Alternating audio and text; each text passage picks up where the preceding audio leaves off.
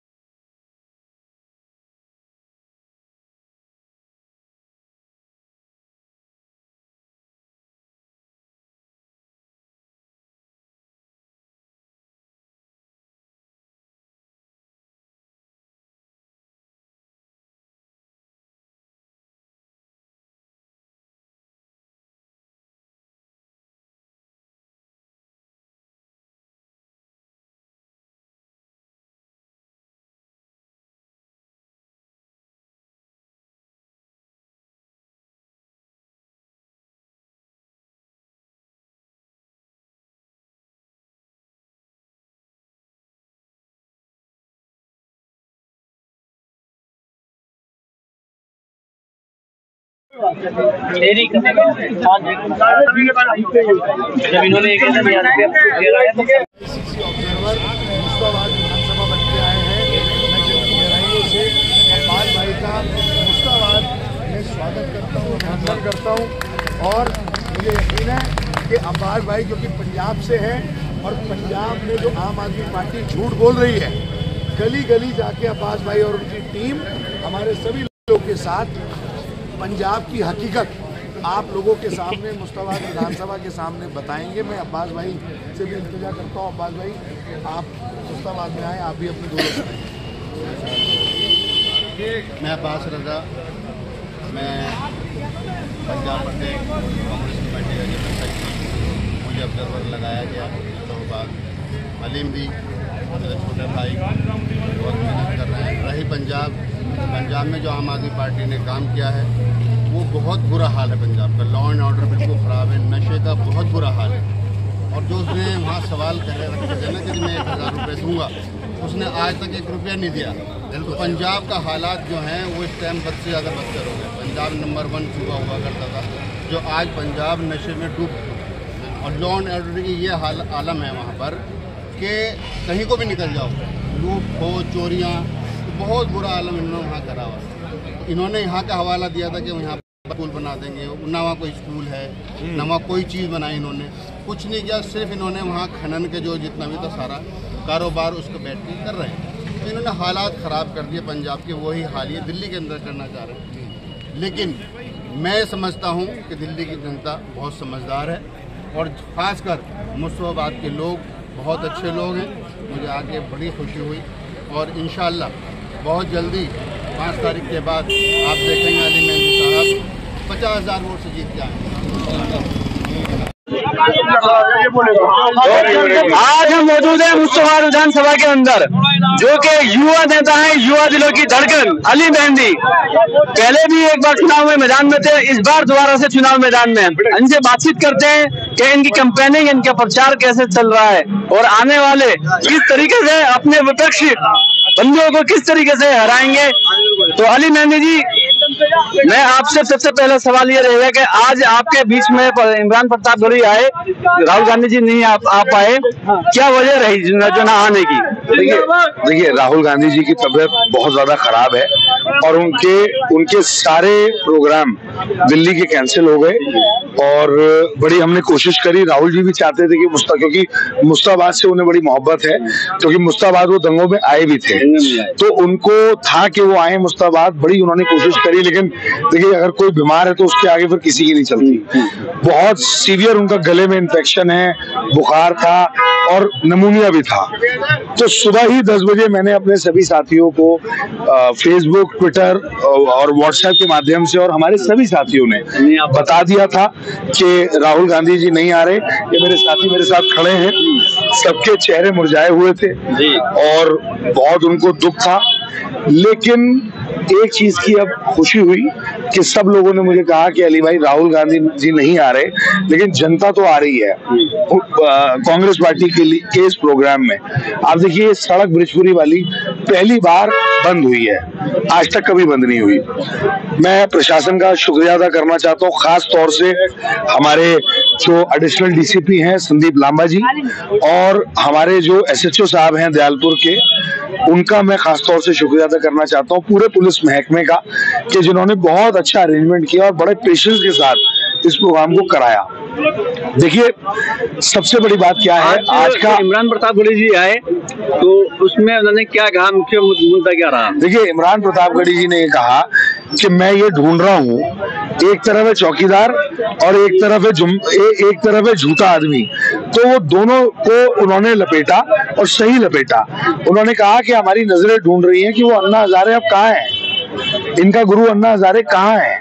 तो अरविंद केजरीवाल जी और भाजपा का जो रिश्ता है वो पूरी तरह एक्सपोज किया है आज इमरान प्रतापगढ़ी साहब ने। और मुझे ऐसा लगता है कि आज जिस तरीके का हुजूम था और ये लगातार चल रहा है, ये कहीं ना कहीं इस बात की तरफ इशारा दे चुका है कि हवा कांग्रेस की चल चुकी है। आम आदमी पार्टी ना पहले पिक्चर में थी ना अब तो है ही नहीं।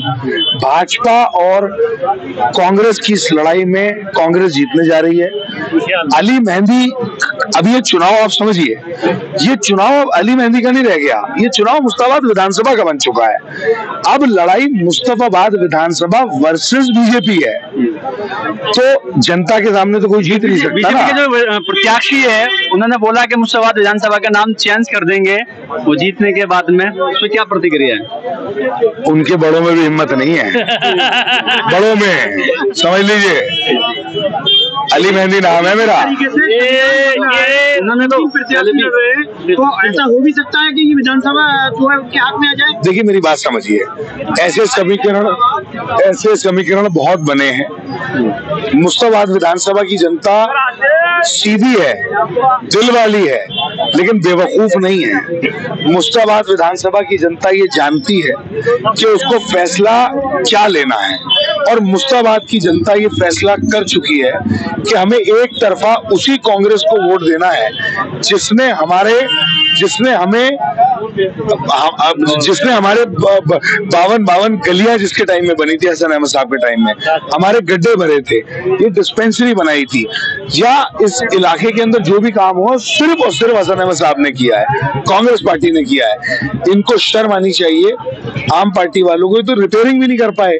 तो आप जो कह रहे हैं कि 3 जगह बटेगा, मैं इससे बिल्कुल इत्तेफाक नहीं रखता। तो आपका कहना मतलब ये कि आपके जो मुकाबला है वो आम आदमी पार्टी यानी आदिल अहमद खान नहीं है, सिर्फ कांग्रेस और बीजेपी। देखिए आपने आज कैंडिडेट का नाम बताया, मैं तो जानता भी नहीं जो नाम ले रहे हैं आप कौन है। यहाँ लड़ाई तो केजरीवाल से है, केजरीवाल है ना, कैंडिडेट क्या है, कैंडिडेट को कोई नहीं जानता। केजरीवाल जो है एमएलए को कोई नहीं जानता भाई साहब, जो एमएलए हैं केजरीवाल जी के उनको कोई नहीं जानता। आप कैंडिडेट की बात कर रहे हैं, तो यहाँ कैंडिडेट का कुछ नहीं है, केजरीवाल जी से लड़ाई है और वो लड़ाई आज से 10 दिन पहले खत्म हो चुकी है। यहाँ अब लड़ाई भाजपा से है। और देखिए फिर मैं कह रहा हूँ, आप बार बार पूछ रहे हैं, ये भाजपा से अब लड़ाई अली मेहंदी की नहीं रह गई, मुस्ताबाद विधानसभा की बन गई है। और आप समझिए अब जनता सड़क पे आके लड़ाई लड़ती है तो क्या होता है, फिर क्रांति आती है। अली मेहंदी जी, जब लोकसभा का इलेक्शन होता है या विधानसभा का इलेक्शन होता है या नगर निगम का इलेक्शन होता है तो ज्यादातर हम देखते हैं जब जनता में घूमते हैं तो वो कांग्रेस के कामों को याद करती है, मगर जब वोट का समय आता है तो ऐसा भूल की जाती है, आप लोग समझा नहीं पाते उनको या वो। देखिए क्या है, आप देखेंगे आज हमारे पंजाब से भी अभी साथी आए हुए थे, पंजाब में भी लोग त्रस्त हैं, दिल्ली में भी लोग त्रस्त हैं। क्या होता है ना, देखिए डुगडुगी बजाने वाला झूठा आदमी जो होता है ना, वो झूठ इतने कायदे से बोलता है कि सच से ज्यादा अच्छा लगता है। लेकिन आज कहीं ना कहीं ये झूठ 10 साल के इस कार्यकाल में पूरी तरह एक्सपोज हो चुका है। अरविंद केजरीवाल जी जैसे आपने देखा ना, बावले होते हैं, दीवाने होते हैं, ये भी ले लो, वो भी ले लो, ये भी ले लो, कर रहे हैं, लोग सुन नहीं रहे। मैं आपको बोल रहा हूँ, हो सकता है 5 तारीख से पहले वो ये भी ऐलान कर दे कि दिल्ली के एक आदमी को घर दूंगा, ये बोल सकते हैं वो। अब वो चाहे घर की बात करें, गाड़ी की बात करें या किसी चीज की बात करें, दिल्ली की जनता फैसला कर चुकी है, केजरीवाल को इस बार लात मार के दिल्ली की गद्दी से हटाना है। लेकिन किस तरीके से, क्योंकि जिस तरीके से केजरीवाल की घोषणा है जो आप बता रहे हैं, तो बीजेपी भी रेवड़ी बांट रही है और कांग्रेस ने अपनी कोई मैनिफेस्टो कर दिया। आप कह रहे किस तरीके से? अरे भैया, यहाँ 15 साल किसकी सरकार थी दिल्ली में? शीला दीक्षित की सरकार थी। देखिए केजरीवाल जी अपनी जेब से कुछ नहीं दे रहे, कोई एहसान नहीं कर रहे, हाँ, लेकिन जनता की जेब से पैसे निकाल कर शीश महल जरूर बना रहे हैं। जनता की जेब से पैसे निकालकर 15-15 आलीशान गाड़ियों में जरूर घूम रहे हैं। जनता की जेब से उनकी मेहनत और मुशक्कत की कमाई निकालकर अपने बच्चों को टॉप कॉलेजेस में जरूर पढ़ा रहे हैं। जनता की गाड़ी कमाई निकालकर हमें तो छोड़ दिया जीटीवी और यहाँ पे लाइन में, और खुद बेंगलोर में जहाँ एक दिन का, तुम्हें बता दूं, एक दिन का किराया उस जगह का जहाँ खांसी ठीक कराने जाते हैं 2 लाख रुपए है, और 10-10 दिन रह के आते हैं 30 लाख रुपए। तो आप समझ लीजिए, हमें लगा रखा है लाइन में, खुद चले गए बेंगलोर में प्राइवेट जगह से इलाज कराने के लिए। तो ये अपने आप से कुछ नहीं दे रहे, लेकिन हमसे बहुत कुछ ले रहे हैं। दिल्ली की जनता भी ये तय कर चुकी है कि केजरीवाल के झांसे में हमें नहीं आना। और मैं आपको बता दूं, जब कई हजार झूठे मरे थे उस दिन केजरीवाल जी का जन्म हुआ था। एक लास्ट सवाल आपसे और है, आपके वालिद साहब ने बहुत सारे यहाँ कार्य किए थे, अब आपको क्या लगता है कि अगर आप जीतते हैं तो आप मुस्ताबाद के ऐसे कौन से कार्य होंगे जो रह गए हैं वो आप करना चाहते हैं? जो मेरे वालिद साहब ने कार्य किए थे उसके बाद उनकी रिपेयरिंग भी नहीं हो पाई, पर जहाँ वो छोड़ के गए थे वहीं से मैं उठाकर मुस्ताबाद को दिल्ली की नंबर 1 विधानसभा बनाऊंगा।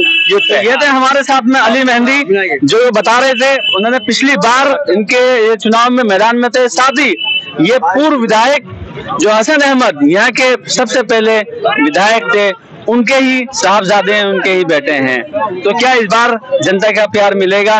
पूछते हैं जनता से ही, जनता के दरबार में क्या कहना चाहते हैं? देखिए, जो दिल्ली में 27 साल के बीजेपी के सरकार नहीं आया, क्यों नहीं आया? कुछ कम भी होएगा। 2003 के लेके 4, 9 और 13 तक जो काम किया शीला जी के राज में, उसके बाद कोई काम नहीं हुआ। फालतू के झंझूना बजाने ये काम मत कीजिए, झंझूना वही बजाइए जो बजने लायक रहे।